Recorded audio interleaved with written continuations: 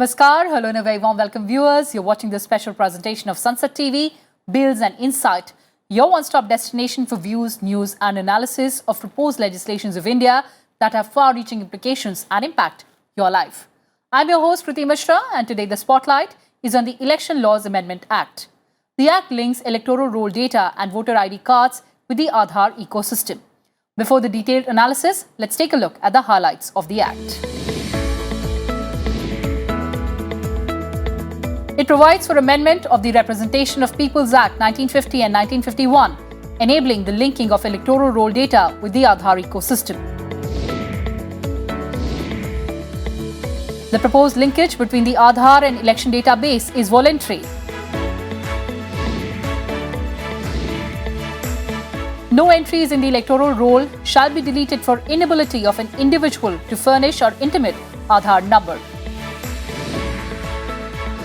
So why was this amendment needed? Well, several proposals of Election Commission of India regarding electoral reforms have been pending for a long time. Aadhaar, with its biometric database, can help the Commission identify duplicate voters, which is a chronic problem. This will help in stopping bogus voting and fraudulent votes. This linking is in consonance with the 105th report of the Department-related Parliamentary Standing Committee on Personnel, Public Grievances, Law and Justice.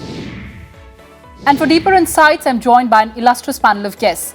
Joining us through virtual platform, Mr. Vivek Tankha, Rajya Sabha MP from the Congress Party, Dr. Amar Patnaik, Rajya Sabha MP from the BJD, Mr. Rout, former DG, Election Commission of India. And in the studio, I have with me Mr. Ramakrishna Raju, Member of Parliament, Lok Sabha from the YSRCP. I welcome you all on Sansad TV and thank you so much for joining us. And before we commence our discussion, let's take a look at how our parliamentarians debated this bill. Whoever completes the age of 18 years on January 1st, that the particular year can register himself as a voter. If one completes the age of 18 years after January, particular one has to wait till the next year, 1st January. This amendment bill do away the criteria and propose the score cut-off dates. I support as far as this point is concerned. There must be a valid voter list to conduct fair and free election. To have a valid voter list, this amendment is required. So, now Aadhaar is not made mandatory. It is one of the documents required.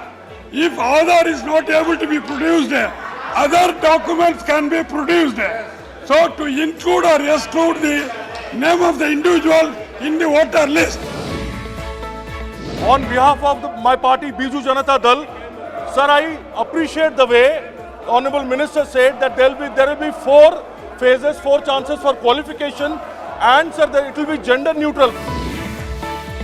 1.5 crore से भी ज्यादा संख्या युवाओं को qualify होने के बावजूद भी वोटर लिस्ट में नाम डलवाने का मौका देने का कोई प्रावधान नहीं था। तो इस अमेंडमेंट बिल के साथ आज के इस इलेक्शन रिफॉर्म्स बिल लाने के साथ वो जितना युवा 18 साल पार हो चुके हैं उसको मौका मिल जाएगा। साल में 4 बार उसको अपना नाम दर्ज करने के लिए इलेक्टोरल रोल में मौका दिया जा रहा है। All right, Mr. Tankha, let me commence the program with you. And before we talk about the merits and the demerits of the Act, the government has said that no application for inclusion of name in the electoral roll shall be denied and no entries in the electoral roll shall be deleted for the inability of an individual to furnish or intimate Aadhaar number. And that the Act is also based on committee report where all the parties were in agreement. Then what is the contentious issue, sir?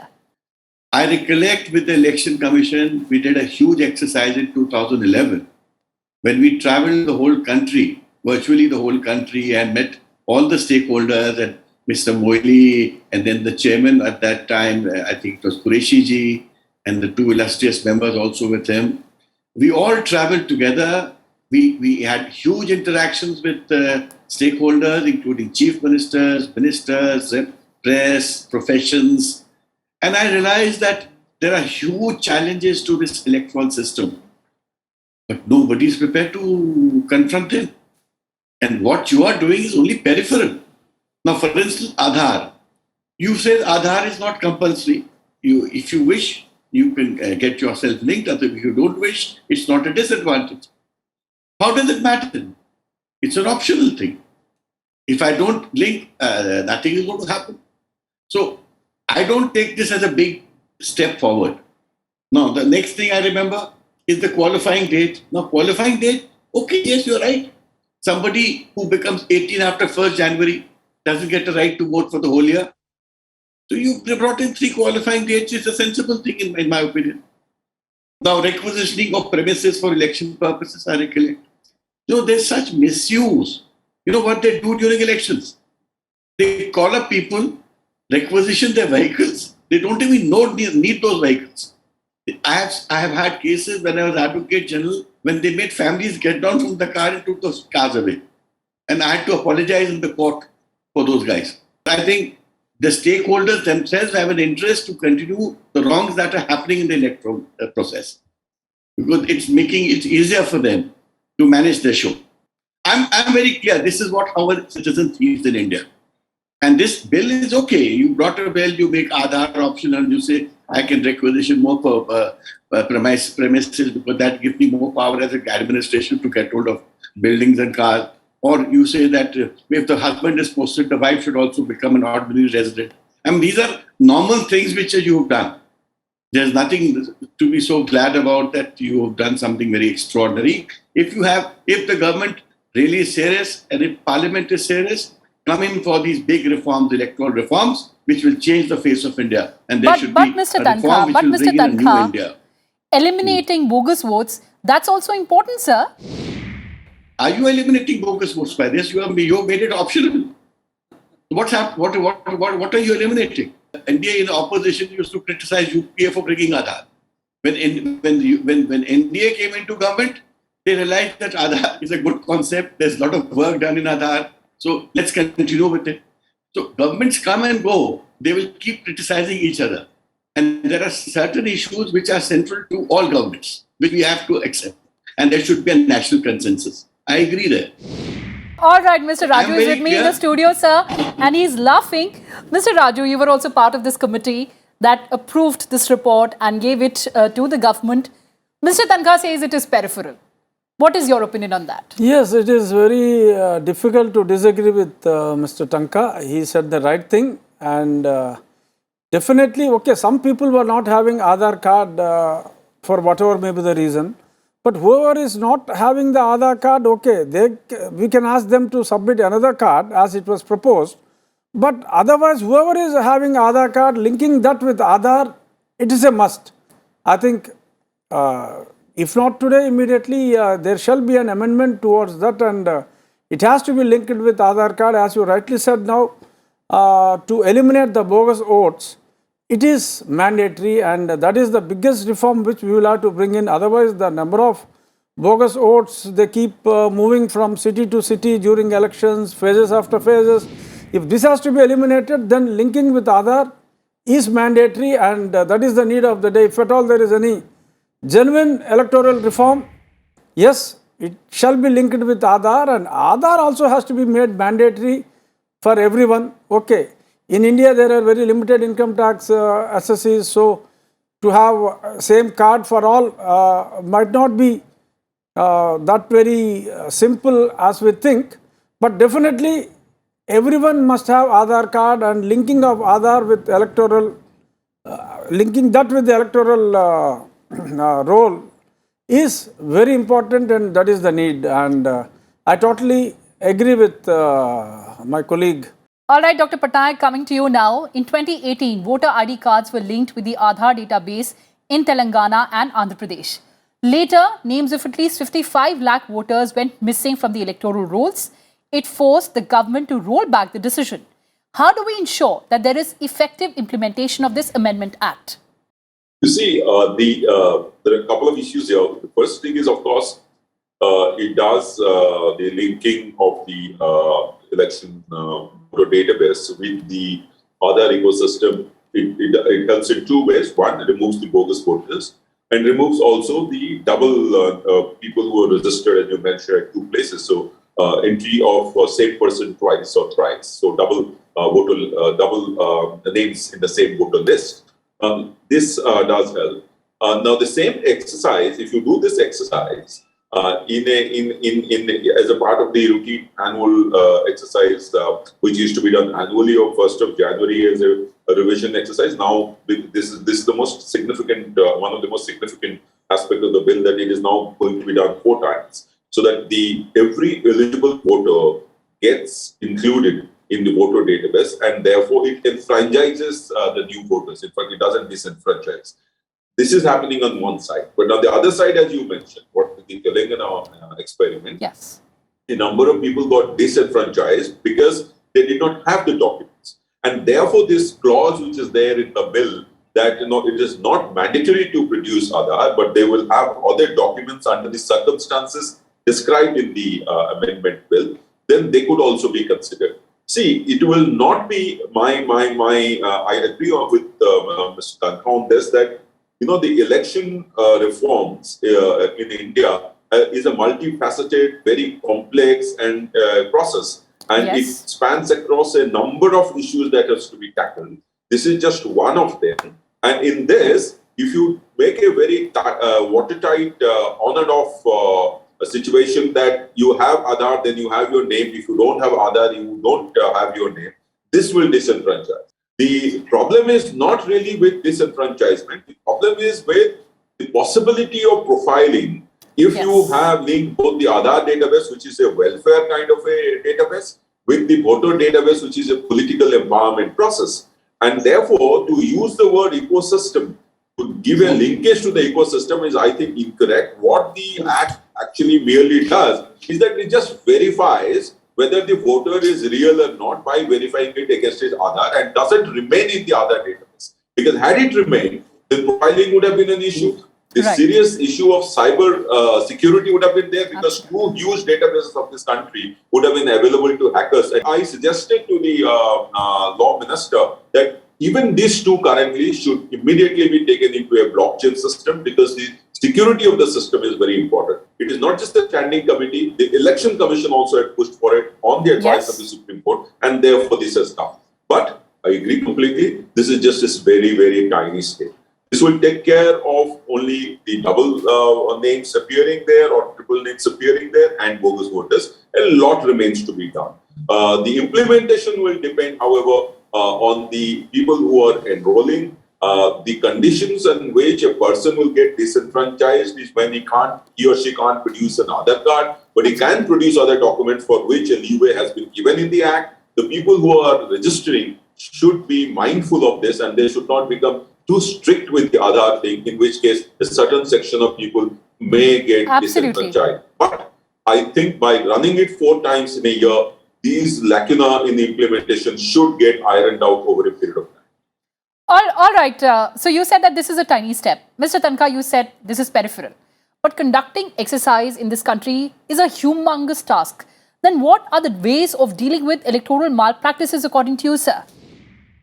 In the 2018 elections, we did a private exercise on the electoral roll, and we went with evidence to the Election Commission of Madhya Pradesh, Chhattisgarh and Rajasthan that how many bogus voters you have in your electoral roll.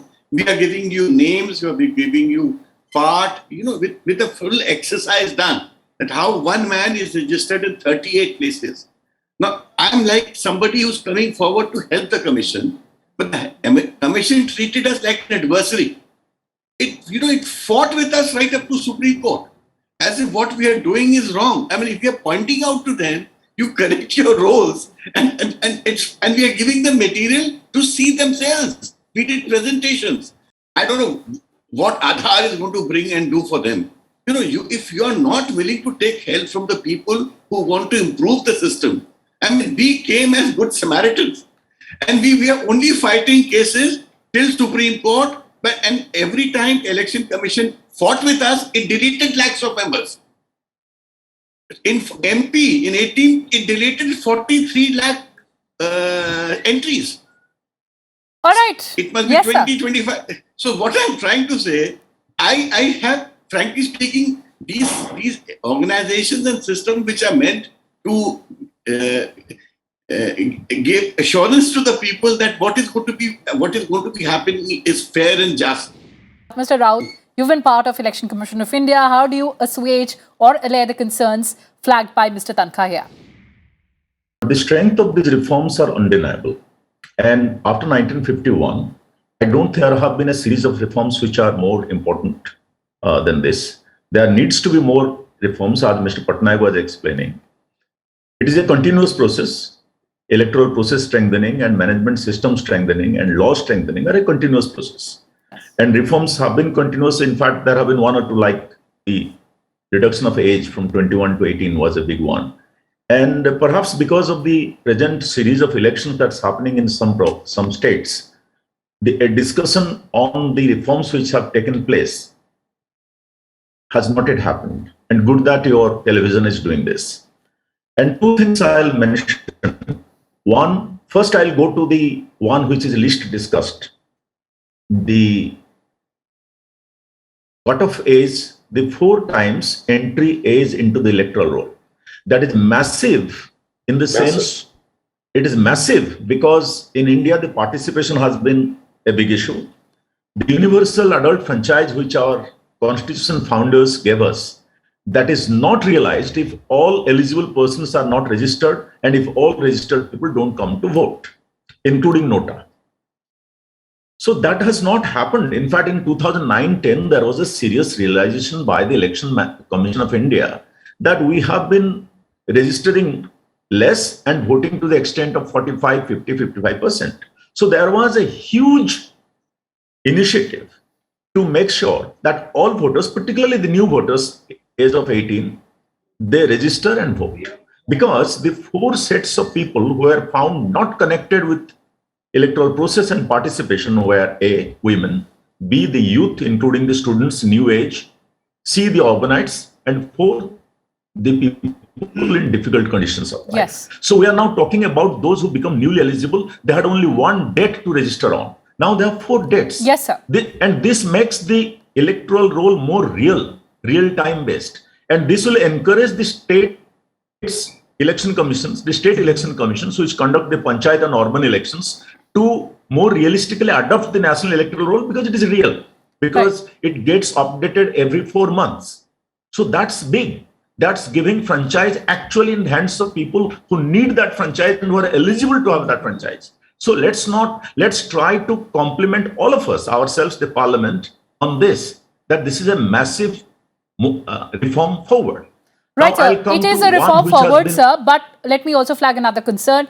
Dr. Patnaik, if citizens' data is breached, they would have no recourse to their right to privacy in the absence of a data privacy law. Do you think going forward, the government should specify the extent of data sharing? Kriti, you raised a very valid point, a very important one that is related to the privacy of citizens. By linking 2 huge databases and very sensitive databases, there is always a scope for breach of the data, that is data leakages, in which case citizens' privacy, informational privacy would be hurt, citizen could be hurt, the privacy would be breached, privacy would be compromised. Now, in the absence of a personal data protection bill formally enacted by the parliament, the fixing of responsibility on the agents or agencies who have caused this breach or under whose knowledge this breach has happened, and compensating the voter, in this case the data principal, that structure is not there till this bill is passed. However, we must remember that after the Puttaswamy judgment, right to informational privacy is a part of fundamental rights, right to life, Article 21.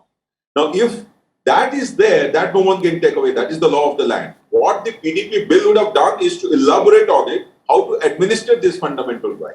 So now, if this has happened, I think it is the government should be very important for government.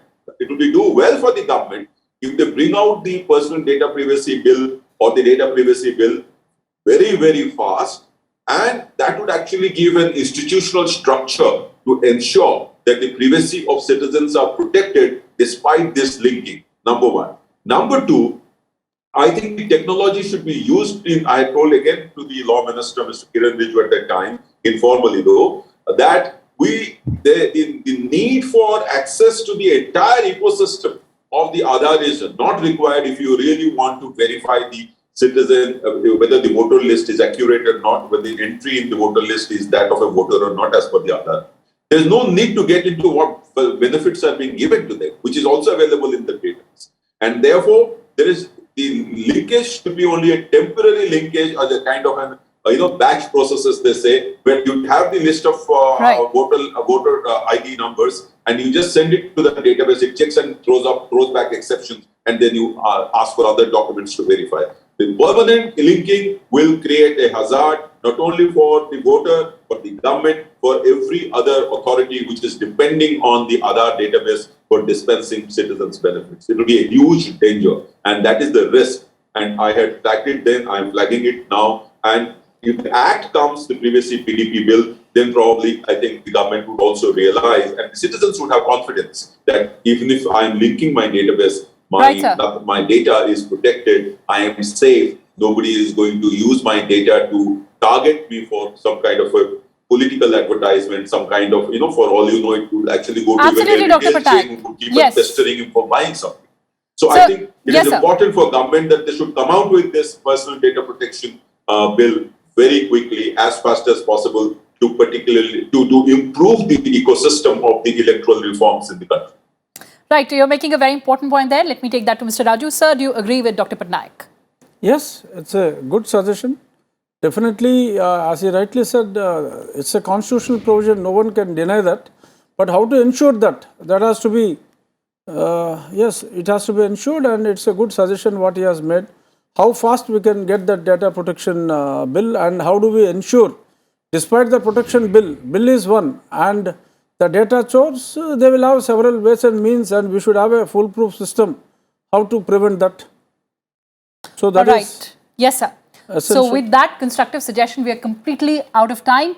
On that note, thank you so much for joining us, Mr. Tankha, Mr. Raju, Dr. Patnaik, Mr. Rout. Next week, we'll return with incisive analysis of another important bill. Till then, take care and stay tuned to Sansad TV. Namaskar.